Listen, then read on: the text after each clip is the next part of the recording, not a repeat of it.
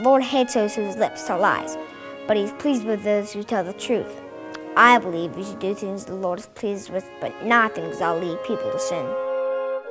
Another reason why you should make wise choices is because it helps us to honor God and gain understanding. God took pieces of dust and formed us like a weaver who takes different pieces of yarn and forms a unique masterpiece.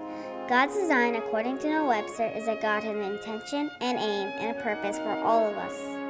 God sets an example for us in not showing partiality. He is not partial to anyone. He is not prejudiced against anyone. Righteousness and unrighteousness, light and darkness. These are opposites. As Christians, we need to stay in the light and righteousness by obeying God's word. Ultimately, our purpose is to help others and to lead others to Christ. God has a specific plan for each one of us so that we can fulfill this purpose. We need to go to God for our answers. If you are wondering what you should do, ask God. His holiness and the fact that He created man in His image should cause us to live to glorify Him.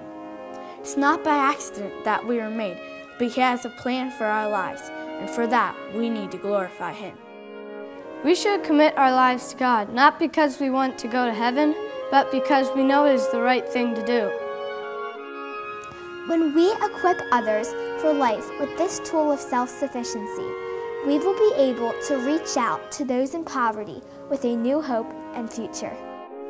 Christians must not compromise their faith and what they believe in. When they stand firm, they will be lights in the world. He is the ultimate example of laying down your life to save someone else's. John 15:13 says, "There is no greater love than to lay down one's life for one's friend." This nation was written on the Constitution. The Founding Fathers built this nation on the truth of God's Word. How many more liberties are the citizens of America willing to give up before all liberty is gone? The rules and false securities that the American people need to live with completely goes against the Fourth Amendment. The Bible is our handbook to life and should be important to us. It's not a nice fairy tale with some good lessons in it. It is real. As Christians, we should be spending time with God and reading our Bible every day. We see examples of great faith and sacrifice all throughout the Bible. But do we take our faith for granted? As Christians, it is critical to examine ourselves. The world creates its own truth because it has rejected the truth, Jesus Christ. The universe is screaming God's brilliant characteristics, and we snuff at it like it's unimportant. We are nothing without God.